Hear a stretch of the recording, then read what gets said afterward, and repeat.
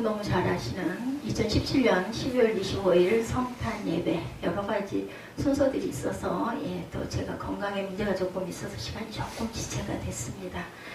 온 세상이 기뻐하죠. 말씀 맞다나 믿는 사람이나 안 믿는 사람이나 성탄절 맞이하면 성탄의 진정한 의미보다는 그냥 기뻐요. 그냥 저도 그랬어요. 예수를 믿었지만 어릴 때 20대 때 또한 10대 후반 이럴 때 온라인 탄다고 새벽송 돌고 다니고 밤에 어디 가가지고 노래 부르고 막 그랬었습니다. 그리고 그때는 눈이 와도 전혀 부담이 없었어요. 지금 눈이 오면 길 막힐까 자동차가 어떻게 하나 이랬는데 그때는 눈만 오면 너무 좋았죠. 가정과 교회 그리고 온 세상이 하나가 돼서 기뻐할 수 있는 그러한 성탄절의 뒤에 숨어있는 의미들 또 아까 우리 영상으로 미리 보여드렸어요. 그 내용이 오늘 본문이기 때문에 보여드렸습니다. 마음으로 우리가 하나가 되고 감사의 의미를 되새기는 그리고 가까운 동료들과 벗들과 이웃들과 또 한 번쯤 카톡으로라도 기쁜 메시지를 좀 보내시는 것도 좋을 것 같아요. 이 밤은 어떤 밤이었나 우리 성경을 조금 찾으실 수 있는 분들은 부지런히 몇 번 찾아보면 예배가 끝날 것 같습니다. 누가복음 19장 38절입니다. 기쁜 성탄의 밤에 의미가 나타나 있습니다. 우리 입술로 고백하고 읽어보는 시간 갖도록 합니다. 기쁜 성탄의 밤 누가복음 19장 38절 마테마가 누가에 주로 있어요. 뒷부분은 나올 게 없습니다. 누가복음 19장 38절 우리 함께 합독합니다. 이르되 찬송하리로다 주의 이름으로 오시는 왕이여 하늘에는 평하여 가장 높은 곳에 영광이로니라.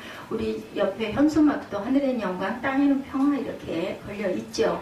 여기서 사랑의 밤이 탄생을 합니다. 하나님의 특별한 계획이죠. 온 세상 구원의 계획은 한 단계 한 단계 준비가 언제부터? 구약부터 이사야도 예레미야도 계속 구약의 탄생. 그래서 다윗이 예수님의 모본이고 상징이다라는 이야기들을 많이 하죠. 어느 날 천사 가브리엘은 마리아를 찾아옵니다. 누가복음에 나타나 있고 마태복음에도 나타나 있죠. 누가복음 1장 31절입니다. 찾으실 수 있는 분은 빨리 찾아서 함께 읽어보죠. 앞이니까 누가복음 1장 31절 쉬운 부분입니다. 보라 내가 잉태하여 누구를? 아들을 낳으리니 그 이름을 예수로 하라. 그러면서 두려워 말라 은혜를 입은 자여 천사가 이렇게 알려주죠.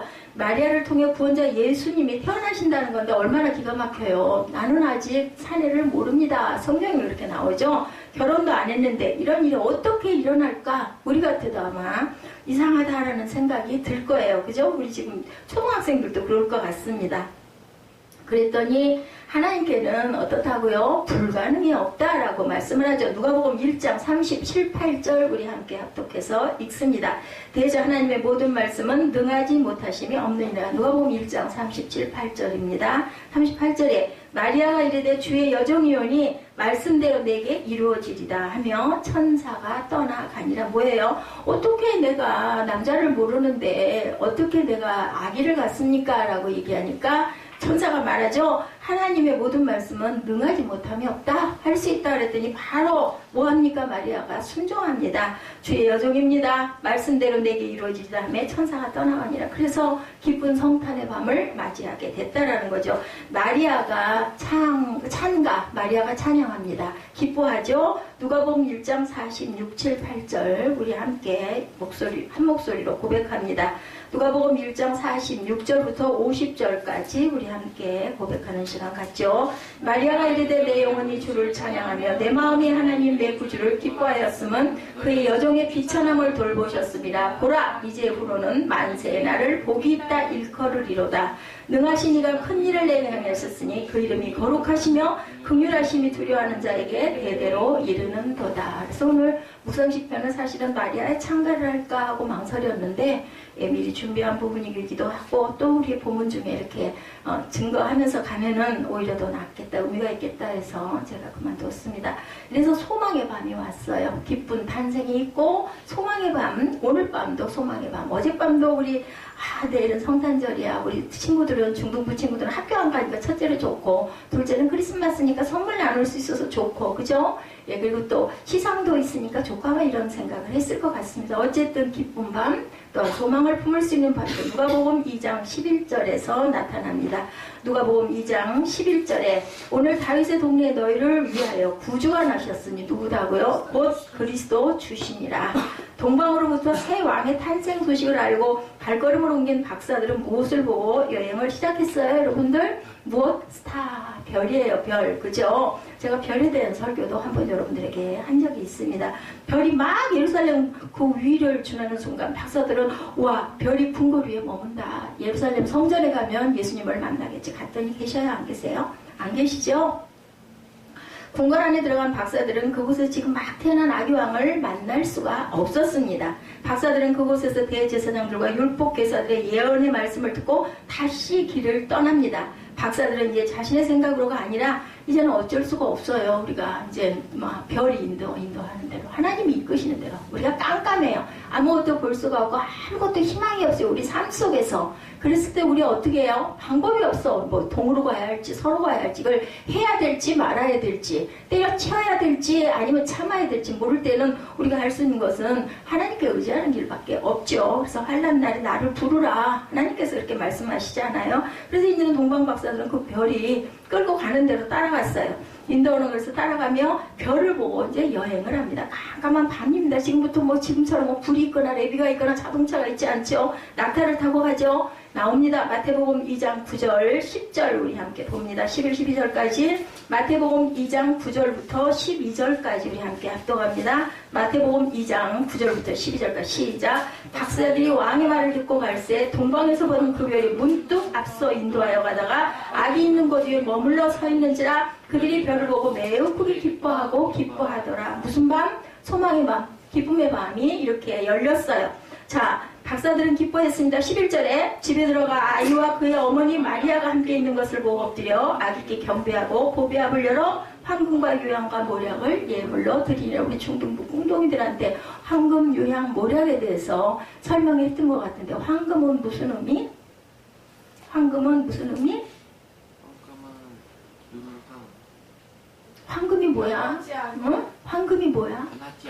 뭐야? 쉽게 얘기해서 뭐야? 황금은 금은 뭐야, 얘지야? 보물이잖아, 보물. 그래서 경배한다고, 축하한다고. 모략과 유향은 뭐야? 그 안 썩는 돌아가셨을 때. 그러니까 이미 황금으로 인사드리고 그리고는 돌아가셨을 때 준비를 여기서 했다라는 게 보이죠? 그래서 집에 들어가 아기와 그 어머니 마리아가 함께 있는 것을 보고 엎드려 아기께 경배하고 보배하면서 황금은 좋았는데 모략과 유향까지 이미 알고 그것을 드립니다. 12절에 그리고 나서 또 있습니다. 그들은 꿈에 헤로데게로 돌아가지 말라 지시하심을 받아 다른 길로 고국에 돌아가니라. 뭐라 그랬어요? 동방박사 부르죠? 헤로드 왕이 불러가지고 잘 살펴보고 어디에 있는지 나한테 알려달라고 얘기해요. 그죠? 왜 알려달라고 그랬어요? 그 아기를 찾아서 죽이려고. 그걸 알고 천사가 미리 동방박사들에게 그 길로 가지마, 가서 얘기하지마. 그래서 돌아갔다. 예, 이렇게 해서 거룩하고 고요한 평화의 밤, 고요한 밤이에요. 만약에 그렇지 않았더랬으면 어땠을까요? 피가 흐르는 그런 사건이 일어났겠죠. 누가복음 2장 13, 4절에 호련히 수많은 천군이 그 천사들과 함께 하나님을 찬송하여 이르되 뭐라고요? 지극히 높은 곳에서는 하나님께 영광이요 땅에서는 하나님이 기뻐하신 사람들 중에 평화로다. 밤새 양떼를 지키는 목자들이에요. 그죠? 아까 영상에도 나오죠? 그들은 예수님을 기다리거나 뭐 메시아를 기다리는 사람들이 아니었어요. 누구라고요? 목자 지키는, 양을 지키는 그런 그 목자들 사이에서 대단한 일이 일어난 거죠. 더없이 높은 곳에서 하나님께 영광이요 땅에서는 주님께서 좋아하는 사람들에게 평화로다. 천사들이 나타나 찬양하며 예언을 합니다. 목자들은 양떼가 우는 그곳에서 예수님 탄생의 놀라운 소식을 이 사람들이 들은 거예요. 이 세상을 구원할 하나님의 아들의 탄생을 축하하는 놀라운 자리에 누가? 목자들이. 뭐 힘도 없고 아무 지위도 없고 부도 없고 이런 사람들이 그 소식에 전해 듣고 참석을 하게 됩니다. 바로 우리 성도들에게 하나님의 기쁜 소식을 네가 알려라 라는 사명을 주심입니다. 하나님의 아들은 온 인류를 구원하실 그분은 낮고 천한 목자들이었지만 그들에게 먼저 찾아오셨다라는 게 중요합니다. 어떤 사람들이에요? 밤새도록 양떼를 지키는 성실하고 게으르지 않고 근면한 그러한 사람들을 하나님이 기뻐하시고 사명을 맡기셨다라는 의미를 갖고 있습니다. 기쁨의 밤이 그저 열렸죠. 마태복음 2장 11절에 말씀합니다. 집에 들어가 아기와 그의 어머니 마리아가 함께 있는 것을 보고 아기 엎드려 아기께 경배하고 보배업을 열어 황금과 유향과 모략을 예물로 드렸다. 이 기쁨의 밤. 마리아와 요셉, 목자들과 백사들은 하나님의 아들의 탄생에 특별히 선택을 받은 사람들이었고 축복 속에 예수님의 탄생의 기쁜 밤은 익어갑니다. 그래서 마리아는 이 모든 말을 마음에 간직을 합니다. 동방박사들은 보물 상자를 열어서 황금과 유황과 모략을 예물로 드리고, 황금은 왕이 변하지 않는 위엄과 찬란함을 뜻한다고 하죠. 황금을 드렸다는 것은 예수께서 왕으로 오셨다는 것을 뜻하는 축하의 선물입니다. 유향은 일반 백성에게 사용하지 않은 것으로 예배 드릴 때 사용하는 향료입니다. 그리고 모략은 썩는 것을 방지하고 더러운 냄새를 막아준다. 그래서 장례 때 필요한 거죠. 희생의 제물로 구세주로 오신 예수님은 우리를 위해 우리 죄를 지고 십자가를 지시기 위해 이 땅에 오셨어요. 살려고 오신 게 아니라 돌아가시려고 오셨다라는 거죠. 가장 큰 선물을 받은 우리는 목동처럼 마음에 평화의 마음으로 하나님께 찬양을 드릴 수 있는 기쁜 소식을 널리 전해야 되겠다. 그래서 예수님 마음은 어떤 마음인가 보니까 그죠? 마태복음 11장 29절에 말씀합니다. 나는 마음이 온유하고 겸손하니 내 멍에를 메고 내게 배우라. 30절에는 뭐라고 말씀하세요? 마태복음 11장 29절에서 30절까지 누가 한번 읽어주시기 바랍니다. 마음이 온유하고 겸손하니 너희 멍에를 메고 내게 배우라. 그리하면 너희 마음이 쉼을 얻으리라. 너에게 평강을 주겠다 그랬어요. 예수님의 생애는 무슨 생애? 겸손의 생애였다. 예수님은 나실 때 목수의 아들로 말구에서 태어나셨다라고 마태복음 13장 55절에 증거합니다. 마태복음 13장 55절 찾으실 수 있는 것 빨리 봅니다. 이는 그 목수의 아들이 아니냐? 그 어머니는 마리아, 형제들은 야고보, 요셉, 시몬, 유다라 하지 않느냐? 예수님은 머리 둘 곳이 없는 가난한 일생이었다. 누가복음 9장 58절입니다. 보시죠. 누가복음 9장 58절.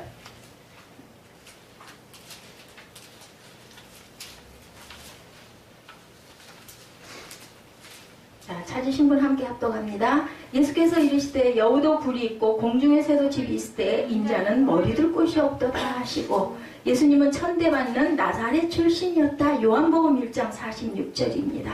요한복음 1장 46절. 자, 찾으신 분 읽어주시기 바랍니다. 다니엘이 이르되 나사렛에서 무슨 선한 것이 날 수 있느냐? 그들이 이르되 그죠? 나사렛에서 무슨 선한 것이 날 수 있어? 아니 시골 동네, 아주 가난한 동네 촌 구석이에요. 예수님은 세리와 죄인의 친구였다. 누가복음 7장 34절. 누가복음 7장 34절.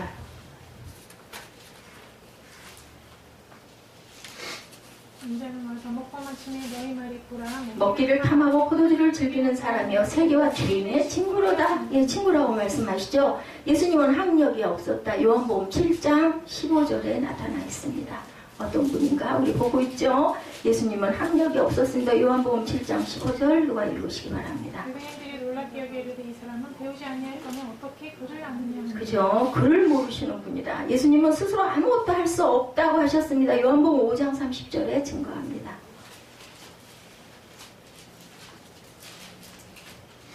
내가 아무것도 스스로할 수 없노라. 동일된 심판하는 나는 나의 뜻대로 하지 않고 나를 보내시니 뜻대로 하려 하고 그렇게 심판을 자, 나는 내 뜻대로 할 수 있는 게 아무것도 없다. 우리는 그 고백이 저와 여러분의 고백이어야 되겠죠? 예수님은 나의 원대로 하지 않고 나를 보내신 이의 원대로 하신다라고 30절에 말씀하고 있습니다. 자, 난방 좀 꺼주세요. 우리가 예수님의 겸손한 마음을 내 마음에 품는다면 이 세상을 사는데 큰 은혜가 되겠고, 계곡이 깊어야 물이 많이 고이죠. 그리고 온갖 산속에 보하는 계곡 깊은 곳에 있다라는 거. 그리고 빈 그릇이라야 물이 담깁니다. 우리가 겸손할 때 하늘의 보화가 쌓인다는 거 여러분들 너무나 잘 아시죠? 그릇이 차 있으면 뭘 담고 싶어도 담을 수가 없어요. 그래서 먼저 뭐 해야 된다? 비워야 된다.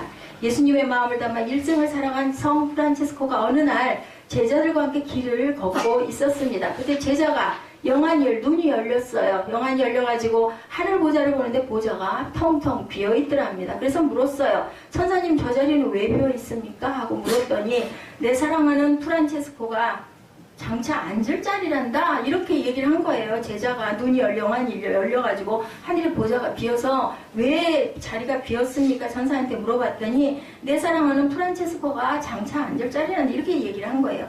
그 자리는 교만한 천사가 쫓김을 받은 자리이니 겸손한 성 프란체스코가 앉을 자리로 예비해 놓았느니라 이 소리를 들었어요. 나는 세상에서 가장 악한 자라고 생각한다라고 그 선생님은 물어보니까 말을 합니다. 이 놀라운 광경을 본 제자가 성 프란체스코에게 물어봅니다. 선생님 자신은 어떻게 생각합니까? 물어봤더니 거기에 대한 답이에요. 나는 이 세상에서 가장 악한 자라고 생각한다.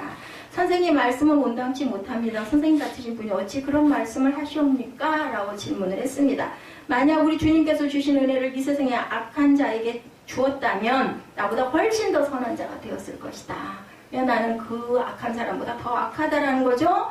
나는 은혜를 많이 받고도 보답을 하지 못하고 있는 죄인이라고 이렇게 고백합니다. 그때 제자는 마음으로 중얼거렸다고 그래요. 하늘에서 보여준 환상은 참으로 옳은 일이구나. 아, 이렇게 겸손하니 이런 사람에게 하늘의 보좌 자리를 내어줌이 마땅하지. 제자가 이렇게 깨달았다는 거죠. 이 세상에 감사하며 사는 사람들은 바로 겸손한 사람들이라는 거. 여러분들 겸손함으로 2017년을 잘 보내주시기 바랍니다. 그리고 오늘 설교 제목이 Now is well이에요. 이 부분만 잠깐 말씀 나누고 말씀을 마치도록 하겠습니다. 나머지는 주일날 이 설교를 가지고 다시 설교하도록 하죠. 우리 로마서 8장 28절에 보면 뭐라고 말씀하냐면 우리가 알거니와 하나님을 사랑하는 자 곧 그의 뜻대로 부르심을 이룬 자들에게는 모든 것이 합력하여 선을 이룬다. Now all is well. 저는 이 제목이 너무 좋았습니다. 그래서 이 제목을 잡았어요. 목자들에게 주어진 메시지가 바로 뭐예요? 지극히 높은 곳에서 하나님께 영광이요 땅에서는 하나님이 기뻐하시는 사람들 중에 평화라고 얘기하죠. 하나님께는 영광이 되고 땅에 있는 모든 백성에게는 그 평화를 갖다 주는 거니 뭐 거기서 더 좋을 일은 없어요. 그죠? Now all is well. 모두가 다 좋은 거예요. 지금 현재. 그죠? 우리가 앉아 부르는 크리스마스 캐롤 중에 하나가 바로 오늘 말씀에 기초한 저들밖에 한밤중에 우리 찬송 계속 불렀죠. 후렴에 나오는 가사 중에 우리 너무 잘 알죠? 예, 뭐 크리스마스 성탄의 어떤 대표적인 단어이기도 합니다. 노엘, 로엘. 그죠? 이스라엘 왕이 나셨도다. 이렇게 얘기하는데 이 말의 본 뜻을 저와 여러분이 함께 나누시기 원합니다. 아시는 분도 계시겠지만 예, 다시 한번 확인하시기 바랍니다. 여러 가지 학설이 있습니다. 중세 라틴어 네테얼스라는 것은 버즈, 태어났다라는 것을 뜻합니다. 혹은 노벨라라는 말은 뉴스라는 것을 뜻해요. 나심의 뉴스.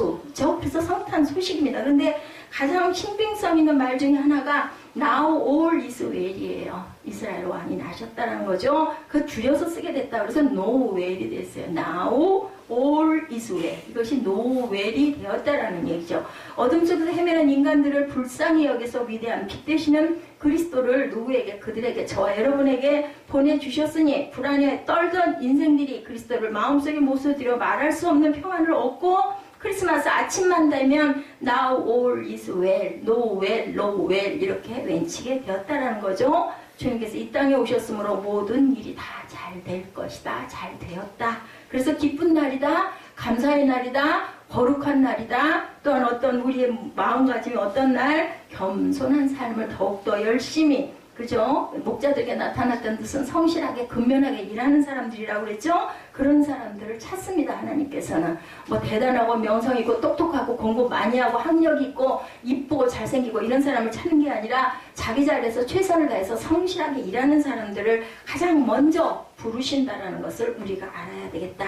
예수님의 우리의 선물이기보다는 산타가 주는 누군가 우리에게 베풀어주는 선물로 인해 기대감을 가지고 있지 않은지 크리스마스 하면 이런 의미가 되어서는 안 되겠다.